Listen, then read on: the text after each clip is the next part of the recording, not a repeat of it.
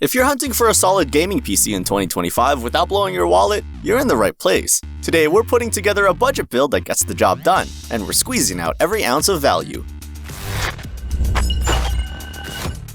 Let's start with what powers the visuals, the video card. For this build, we're going with the Quadro T400 from PNY. Now, it's not your typical gaming card. In fact, it's originally designed for workstations. But here's the twist. For lightweight gaming, casual titles, or esports at 1080p, this little card punches above its size thanks to its low power draw and solid architecture.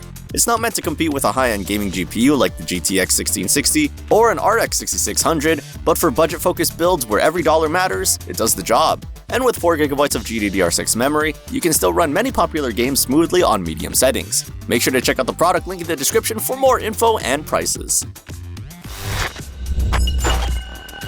Powering this build is the Intel Core i5-11600. This chip strikes a great balance for budget gamers, 6 cores, 12 threads, and high clock speeds that keep your games running smoothly even when you've got a few tabs open in the background. It's a reliable processor with strong single-core performance, which is still super important for games in 2025.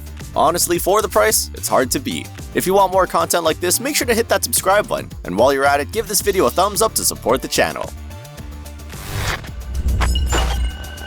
The motherboard holding everything together is the Asus Prime H510MK. It's a no-nonsense board that does what we need. Simple, reliable, and compatible right out of the box with our processor and RAM. This board supports all the basics: SATA, M2 for SSDs, and enough USB ports for your gear. It may not be packed with features, but it's all about value. And for a sub $100 motherboard, it delivers stability where it counts.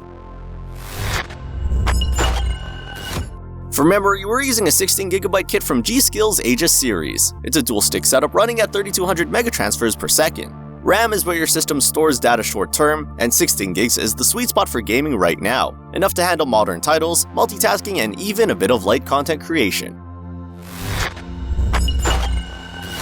We're going with a 480GB SATA SSD from Patriot for storage. Now, it's not as fast as the latest NVMe drives, but it still leaps and bounds better than a hard drive. You'll get quick boot times, smooth game loading, and plenty of space for a few favorite titles. For cooling, we're using the FROZN A410 SE from ID Cooling. This is a nice step up from the stock coolers you usually get with budget CPUs. It's quieter, keeps temperatures down, and gives you more thermal headroom so your processor can boost to its full potential without throttling. Feeding power to the system is the Thermaltake Smart 600-watt power supply. It's not fancy, but it gets the job done with a bit of headroom for future upgrades. While it's a budget model, it offers reliable output and enough connectors for our setup. Just keep in mind that it's non-modular, so you'll have a few extra cables to manage. Finally, everything's going inside the DARKROCK EC2. This mid-tower case gives us decent airflow, room to build, and a clean black aesthetic. It's a budget case, but it does the job, and it won't make you tear your hair out during the build process.